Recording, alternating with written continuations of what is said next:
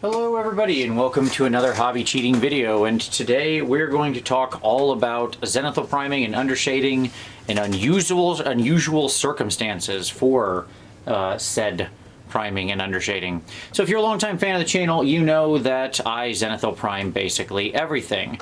I did a video, I've done many videos on it, and I've done a lot of videos about how to prime for warm and so on and so forth. You can change your color pattern from what I'm going to do here today to something like brown and light rust and ivory if you're doing reds and yellows and oranges. But here I have a couple figures that are going to be in cold colors and whites and purples, so we're going to use a standard rotation. So I've got a couple airbrushes loaded up. We're over here in the booth, and we're going to go ahead and walk us through this. Now, today I want to talk mainly about unusual circumstances. And sorry, I'm just going to adjust my camera here to make sure we're perfectly in focus, which we're not at the moment. And I'll do that while I'm talking. So there we go. So the idea here is, here I have a converted model that I'm going to do. We start with a black all over prime. Now in this case, I don't actually use black. I actually use German Panzer Gray right here. That's my go-to. It's what I'd recommend. So we start with the airbrush at this angle right here, 45 degrees, right? So if this is to be 180, directly pointing straight at the model, then we rotate it up to here, or sorry, 0, 45, 90, whatever. You get what I'm saying. So we start with it, and in general, my first step, regardless of an unusual shape, is going to be to come in at a 45-degree angle from a fair distance, right, and just get myself a nice color there.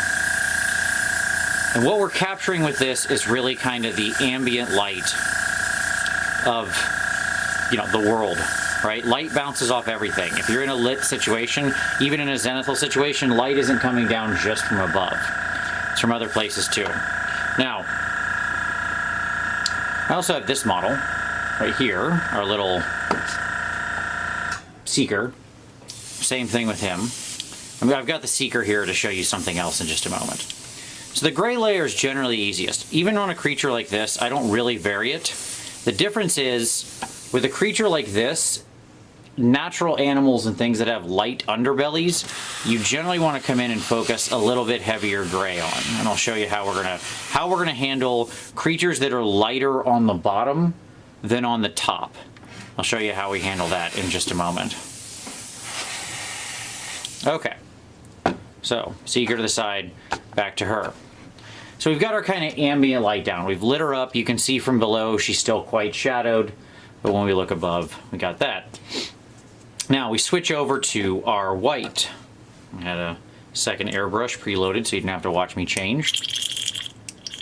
And here I'm just using some white ink. You can use white primer, you can use white paint, use whatever you want. And in general, the idea with this layer, with your standard zenithal, is that you're coming in from directly above, right? So like if this is the top of the miniature, her head here, I'm coming in at that angle, right? So I'm actually going to hold it like this, which is, I know, unusual given the frame, but here we are. And you kind of give it a nice shot from above to just really get that, the idea of that cascading light.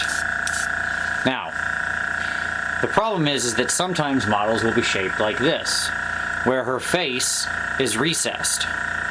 We don't just need to go from above, and that's really what I want to talk about in this video. When I say use zenithal from 90 degrees, a lot of people take me very literally and just think like, oh, this is it. But what you're actually trying to do, light comes from a bigger range than that. It's not always at exactly noon. You want to, it's kind of off to the side. It's only noon for a minute in the day.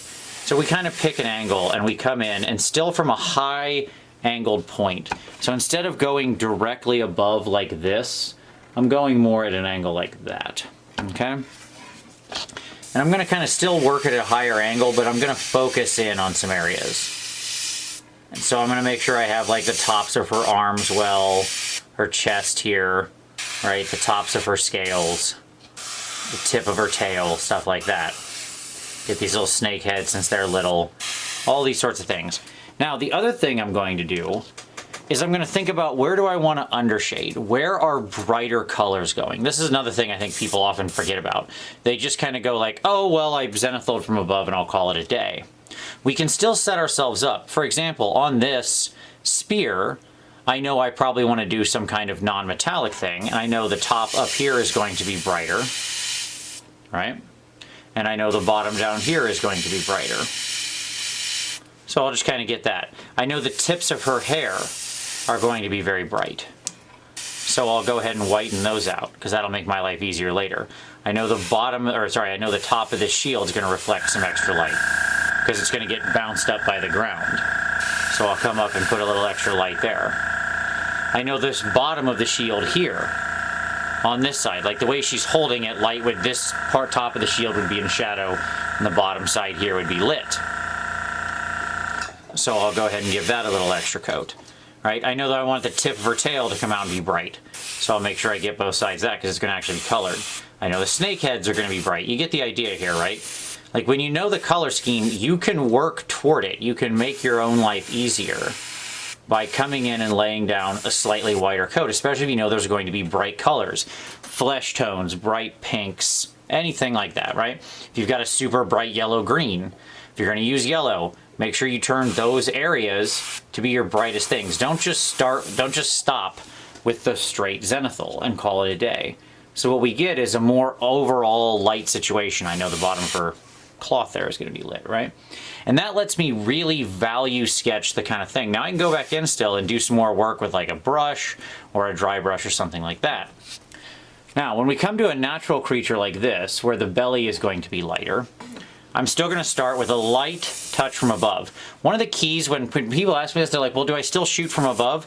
I could shoot white at this 8 times and not get to true white. Right? White is naturally very thin coming out of your airbrush. Like, compare what I just did going over that, what, 6 times with her face. Right? So yes, am I still going to go white from above? Sure. Absolutely. And I'm going to follow the scales, right? Because I still want it to catch that. I know the tip of the tongue is going to be white. I know the tips of the horns are going to be, or not white, but lighter colored, right? I know this fur along here is going to be a very bright color. That is to say, I know my color scheme. So set yourself up for success in your color scheme. So we can still have the environment having an effect, as well as setting ourselves up for whatever our color is going to be. But when we have a natural creature with a lighter belly, and this is like Seekers happen to have it, but so do like dragons or, you know, the Maw Crusher or anything. Just big monsters, big organic creatures tend to have little soft bellies. In this case, what you can do is you come in, right? So I'm underneath my thing now. And I'm just going to very lightly and in a controlled fashion get some white in there. And that's fine. I still have the environmental light, right, of like, of the light from above. That didn't go away. I still laid it down, right? I'm just also happening to reinforce it from above. So there's no reason you can't do both. When you're doing your zenithal, often the amount of white you shoot, some people just come in and they're like, whoop, and done, that's white from above. But you didn't really make white, you made gray, a very weak gray.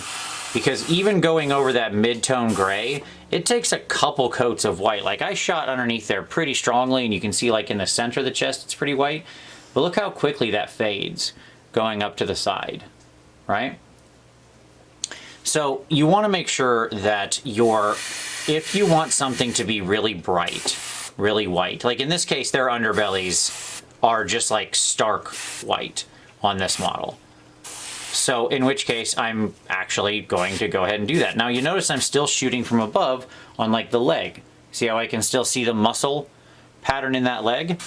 That's because I know that I'm going to want to come in and actually, again, the skin is mostly white. So I know that I'm going to do that. I can, with a very light touch, I can go from a dark black to a gray just by one layer of white. Also, the white will tend to fade if you just let it rest for a moment. White comes out of your airbrush much brighter than when it actually dries. So white looks much brighter wet than it does dry. So the key here is to make sure a couple things.